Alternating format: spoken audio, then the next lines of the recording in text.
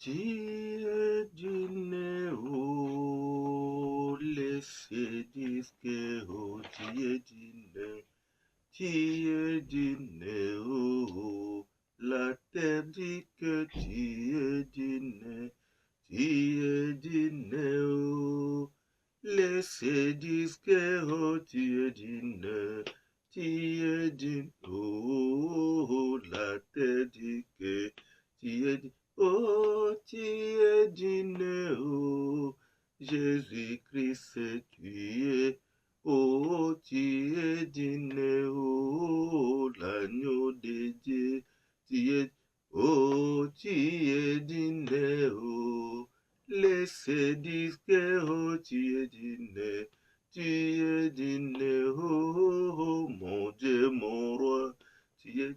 Oh, ils ont les yeux pour voir, mais ne voient pas.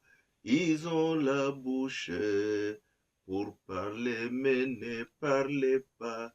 Tiedine, oh, laissez disque, oh, tiedine, oh, la terre dit que tiedine, oh, tiedine, oh, Maranatha, oh tiedine, oh tiedine, oh Jésus revient, oh tiedine, oh laissez dire que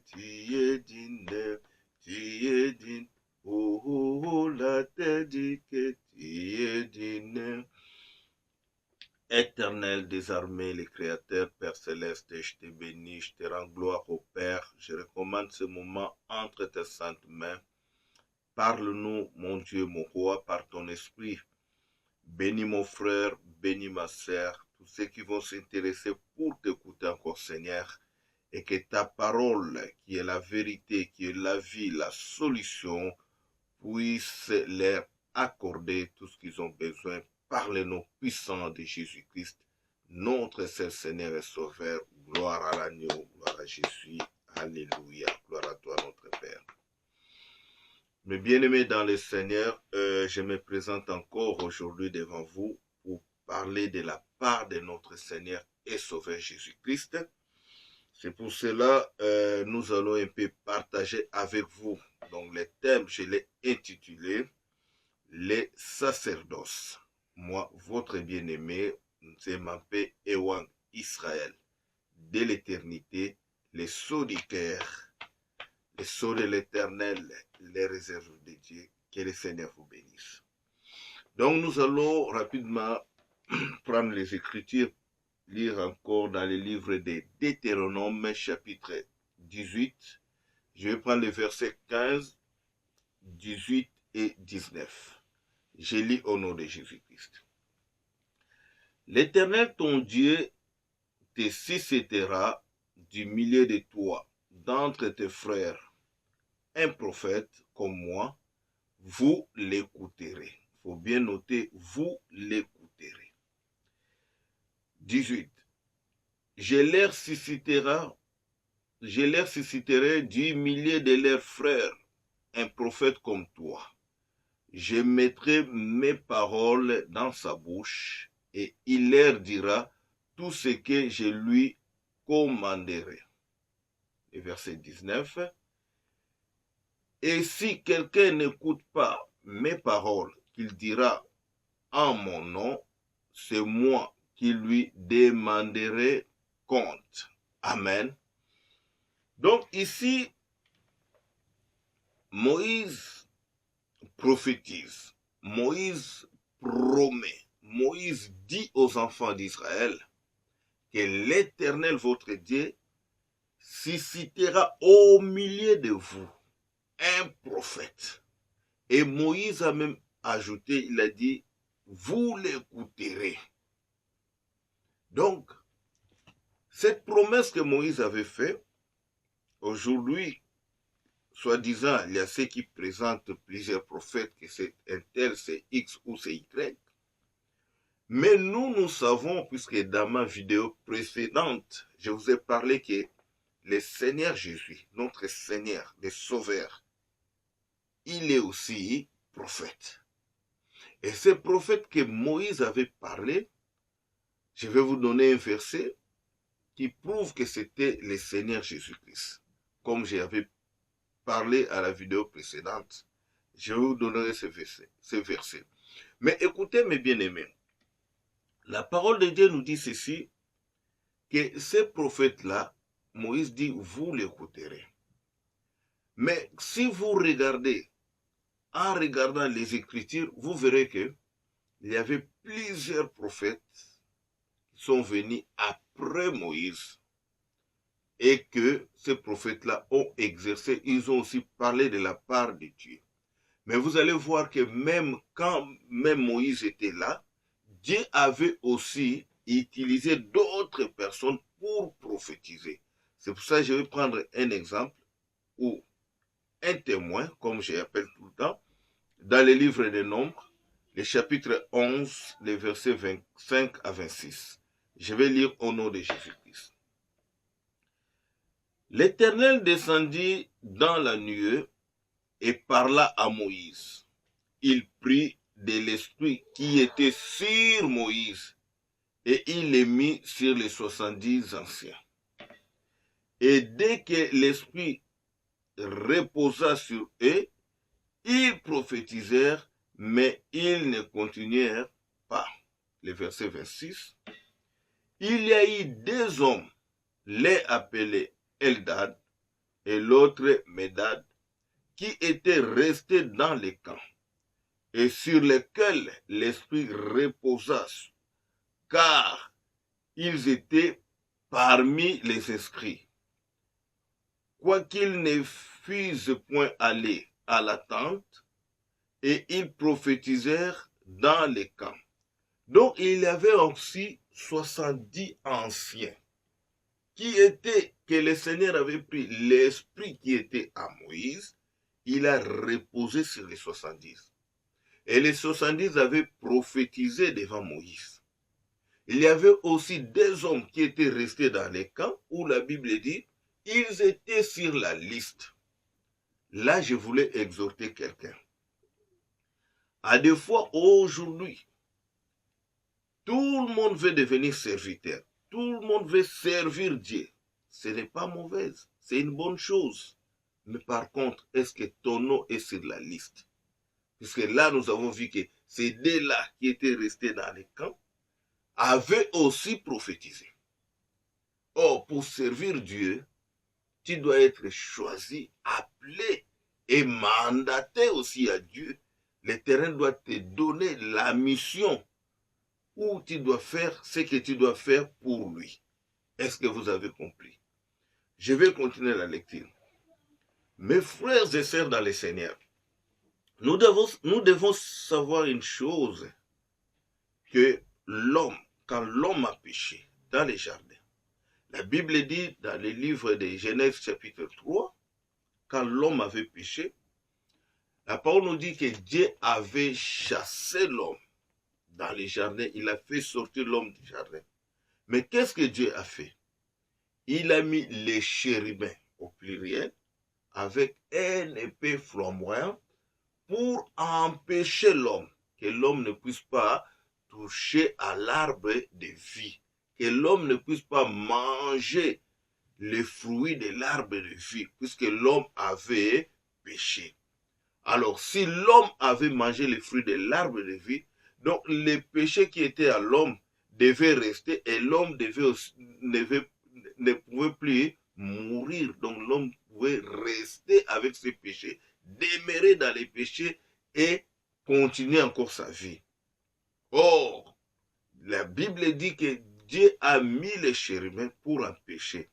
Mais Dieu étant le Créateur, miséricordieux, comme dit la Bible, là à la colère est riche à monter, le Seigneur cherchait des solutions, cherchait comment encore ramener l'homme vers lui. Est-ce que vous avez compris? Je vais continuer dans la Bible. Donc, quand l'homme a péché, la mort est entrée. La mort, qu'est-ce que signifie la mort? C'est la séparation de la vie. Donc l'homme s'est séparé à la vie. La vie c'est qui? La vie c'est Dieu. La vie, c'est qui? La vie était où? Dans les jardins. Or, le Seigneur lui-même dit, je suis le chemin, la vérité et la vie. Comme l'homme avait péché, la vie n'était plus avec l'homme. Je vais vous donner les versets que pour la vidéo précédente où j'ai dit que Jésus-Christ lui-même, c'est lui, il est aussi prophète. Vous allez voir que Moïse avait dit, vous l'écouterez. Et ces prophètes, Dieu lui-même avait dit, je mettrai mes paroles en lui. Que dit la Bible? Vous pouvez lire, c'est dans le livre des Jean, chapitre 12, le verset 49. La Bible dit, car, ça c'est le Seigneur lui-même qui dit, car je n'ai point parlé de moi-même, mais le Père qui m'a envoyé m'a prescrit lui-même ce que je dois dire et annoncer. Donc, les prophètes que Moïse avait parlé, c'est le Seigneur Jésus. Et vous devez savoir qu'un prophète, quand il prophétise, il ne voit pas tout, Dieu ne lui montre pas tout. Parce que la Bible dit, notre Dieu, c'est un Dieu qui se cache dans les livres des Proverbes. On dit, la gloire des rois, des rois, c'est de sonder. Donc le roi qui est le ministre doit sonder pour savoir ce que Dieu lui a montré. Dieu avait montré à Moïse la position d'abord, parlons des prophètes, mais il a caché à Moïse cette position ou la portion que le Seigneur lui-même, il est Dieu. Est-ce que vous voyez ça? Dites Amen. Ok, je vais continuer la lecture. Donc, comme je vous ai parlé ici que l'homme avait péché, donc la mort était entrée. Le Seigneur cherchait la solution pour ramener l'homme vers lui. Je me souviens encore quand on était enfant, quand vous faites quelque chose de mal, vous commettez des bêtises et que la maman se fâche, et tu restes à côté, tu as peur de rentrer à la maison, la maman te promet, dès que tu vas arriver ici, tu verras, je vais te taper, je vais faire ça. Mais les soirs, tu commences à chercher des solutions, comment est-ce que moi je dois rentrer à la maison?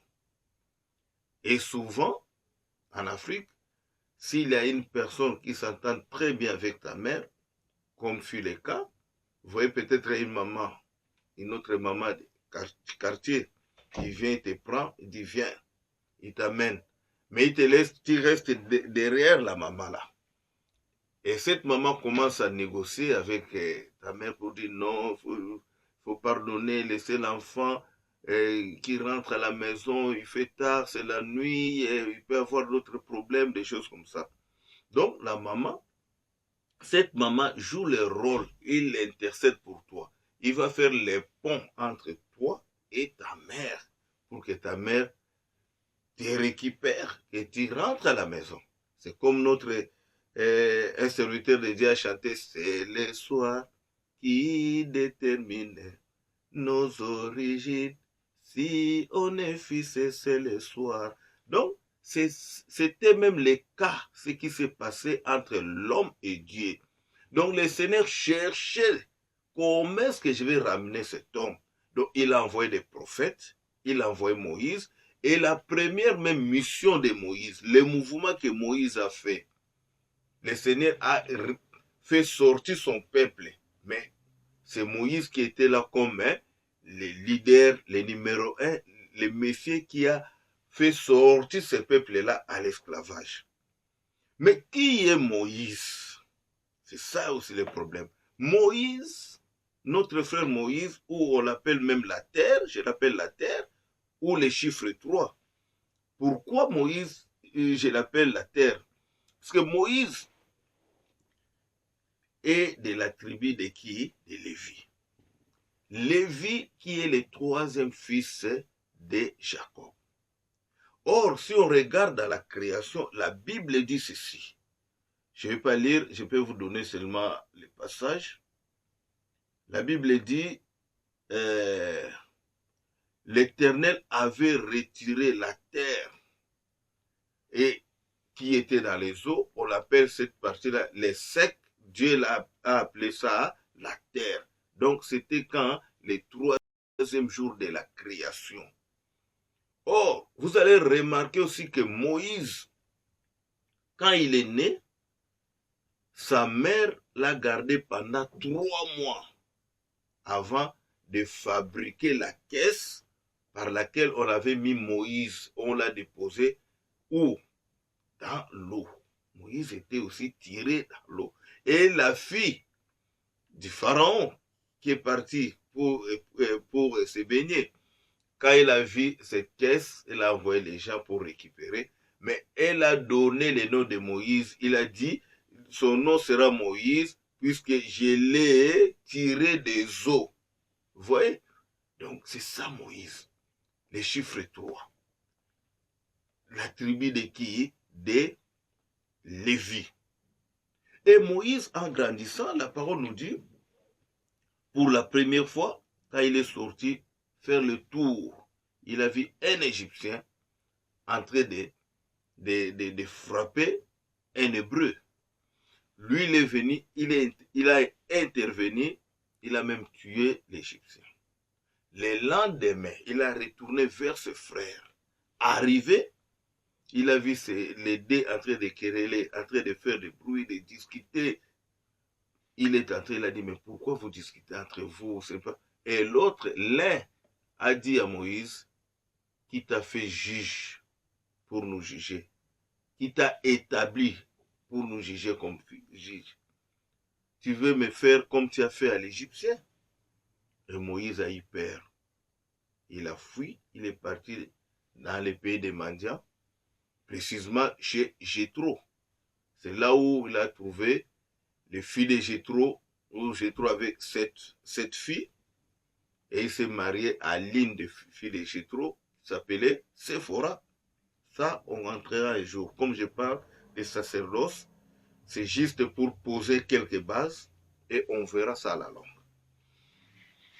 Donc, la peur de Moïse d'être arrêté ou tué par le pharaon, et la fuite que Moïse est parti, c'est ce que même la Bible dit, c'est même le mouvement où le Seigneur a fait. Premier venu de Jésus vers ses frères, ils ne l'ont pas accepté comme le Messie. C'est ce que aussi l'un des enfants des Hébreux parlait, qui t'a établi juge. Oh, que dit la Bible? Il est venu chez les siens ne l'ont pas reçu. À tous ceux qui l'ont reçu. Qui l'ont reçu? C'est Jéthro. C'est la famille de Jéthro. Or, la famille de Jéthro représente, symbolise, c'est même l'image de l'Église. À tous ceux qui l'ont reçu, il a donné le pouvoir de devenir enfants de Dieu. Et ils ont reçu Moïse. Mais nous avons reçu qui? Yehoshua Hamashiach, Jésus-Christ. Dites Amen. Donc on parle de sacerdoce donc lévitique. On dit sacerdoce lévitique puisque tous viennent de la tribu de qui? De Lévi. Amen. Je continue. Qu'est-ce qui s'est passé où l'ancêtre de Moïse avant la naissance, qu'est-ce qui s'est passé? Je vais prendre dans les livres de Genèse, chapitre 29, le verset 34. Que dit la Bible? Elle devint encore enceinte, et elle enfanta un fils, et elle dit, pour cette fois, mon mari s'attachera à moi, car je lui ai enfanté 3 fils, c'est pourquoi on lui donna le nom de Lévi. Voilà. Cette fois-ci, mon mari s'attachera, l'attachement s'attachera à moi. Donc, Lévi, c'est attachement. Or, si nous regardons dans la Bible dit, représente le Seigneur Jésus comme la tête. Et le reste, nous sommes les membres. Or, le mari qui est la tête, Lévi, c'est qui? C'est le cou qui relie le mari, la tête, aux autres membres. Donc, le Seigneur, en cherchant qui peut ramener ce peuple, il a choisi la tribu de Lévi. Lévi qui est l'attachement. Je vais exhorter quelqu'un. À des fois, vous donnez les noms comme ça par plaisir. Tu as eu un enfant, tu dis, ah, les joueurs là de Barça, son nom c'est qui? Tu vas donner le nom de ces joueurs-là. Ah oui, il y a un politicien qui a fait ça. Je peux prendre ce nom-là pour donner à mon fils, pour donner à ma fille. Attention avec les noms. Vous avez vu? Donc, Léa avait donné les noms. Elle était inspirée. Elle a dit, mon mari s'attachera. Or, c'est cette tribu que Dieu a récupérée pour les sacerdoces. Dites Amen. Donc, c'est une tribu où Dieu avait récupéré et Dieu a voulu que ce peuple-là soit des peuples qui vont faire la liaison entre l'homme et Dieu, qui doit intervenir s'il y a un problème. Si un enfant, si les enfants d'Israël, ils ont des problèmes, il vient chez Lévi et Lévi va voir l'Éternel. Dites Amen. Donc, il faut faire attention avec les noms. Donc, Lévi, qui est troisième fils, Léa, sa mère, à la naissance, l'avait dit, mon mari s'attachera. Donc, Dieu a pris un peuple, a choisi une tribu pour intervenir s'il y a un problème. Donc, je vais prendre maintenant les livres des Nombres, chapitre 3, le verset 12. Que dit la Bible? Voici, j'ai pris les Lévites du millier des enfants d'Israël à la place de tous les premiers-nés. Des premiers-nés des enfants d'Israël, et les Lévites m'appartiendront. Donc les Lévites appartiennent à qui? À Dieu. Tandis que Dieu, tous les premiers-nés étaient pour Dieu. C'était la part de Dieu. Or, c'était Ruben qui était le premier. Mais ici, Dieu a modifié, il a dit, les Lévites m'appartiendront. Donc ce sont les premiers-nés pour Dieu, pour intervenir, pour servir l'Éternel. Aujourd'hui, il y a trop de désordre. Serviteur, moi je suis serviteur de tel, je suis serviteur de X. Est-ce que tu faisais partie de la tribu de Lévi? Aujourd'hui même, la Bible dit, il nous a fait un royaume de sacrificateurs. On va descendre, on va arriver jusqu'au ministère, par la grâce de Dieu. Nous a fait un royaume de sacrificateurs. Moi, je pose tout le temps la question, est-ce que tout prince ou princesse deviennent automatiquement roi ou reine? Non. Il y a des princes, il peut faire sa vie jusqu'à la mort. Il ne devient jamais roi. Est-ce que vous savez ça? Donc ici, Dieu a mis même des règles. Comment doit être un lévite? Comment... Donc le Seigneur a tout mis. Il a mis l'ordre. Mais aujourd'hui, on fait du n'importe quoi. Je vais vous lire d'abord les versets 28 de l'Exode. Que dit la Bible? Je prends Exode 28, le verset 1er et le verset 41. Faites approcher de toi Aaron ton frère et ses fils, et prends-les parmi les enfants d'Israël pour les consacrer à mon service dans les sacerdoces. Aaron et les fils d'Aaron, Nadab, Abihu, Eliezer et Itamar. 41. Tu en revertiras Aaron ton frère et ses fils avec lui, tu les oindras, tu les consacreras, tu les sanctifieras, et ils seront à mon service dans les sacerdoces. Donc, Aaron, tu dois prendre Aaron et tes fils, et ses fils, ils devaient être consacrés à l'Éternel. Ils devaient être sanctifiés. On ne sert pas Dieu avec des problèmes. On ne sert pas Dieu si toi-même, tu n'es pas encore propre devant Dieu.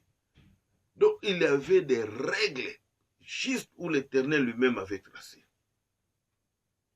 Nombre, chapitre 8, les versets 24 à 25. Voici ce qui concerne les Lévites.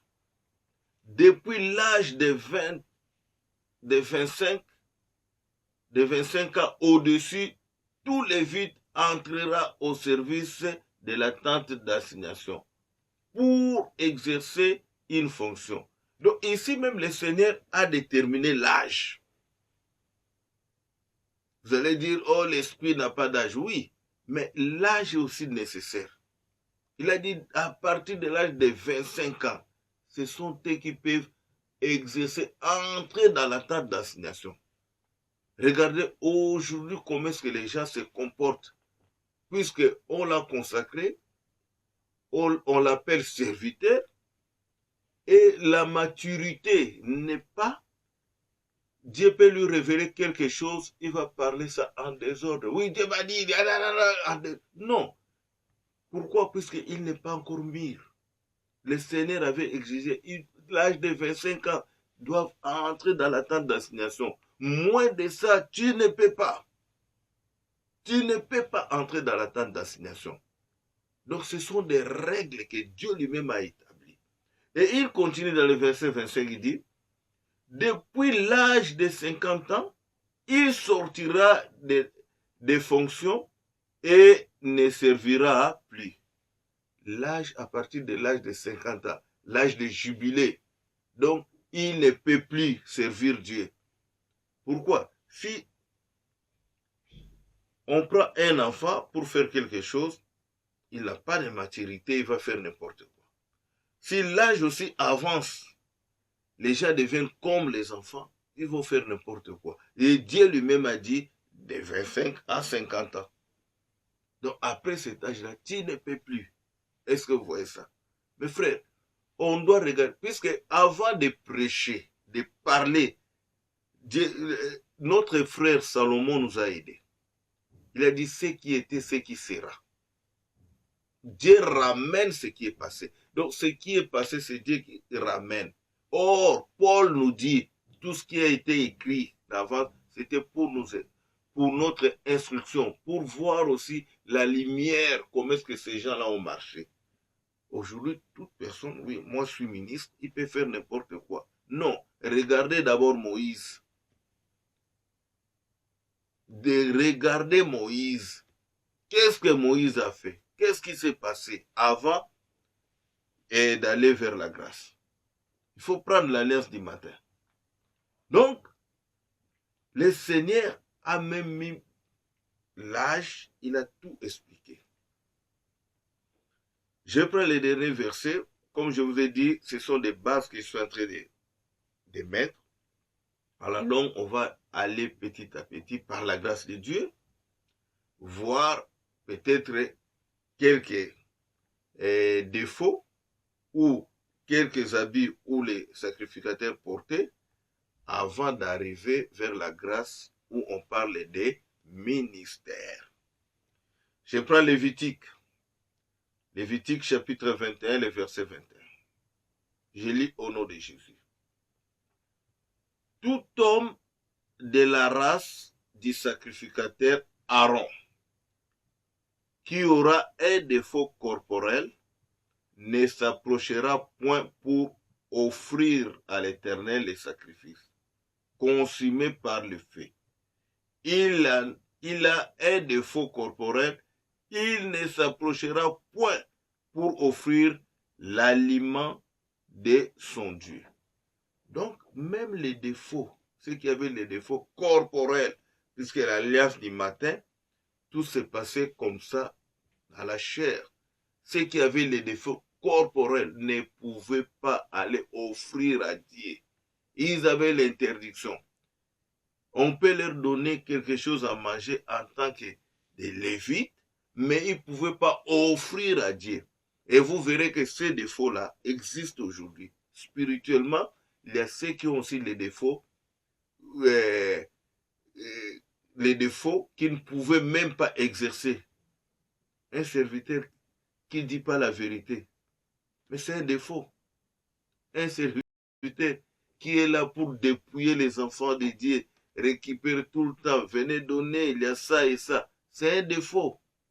Donc, par la grâce de Dieu, j'ai fait l'introduction, j'ai posé quelques bases, on va continuer petit à petit, voir quelques défauts, voir les habits, avant de parler maintenant des ministères. C'est votre bien-aimé, que le Seigneur vous bénisse. Je vous demande, continuez à vous abonner, continuez à liker nos vidéos, continuez à partager nos vidéos et surtout, continuez à prier pour nous. Que le Seigneur de gloire, Jésus-Christ, vous bénisse. Amen.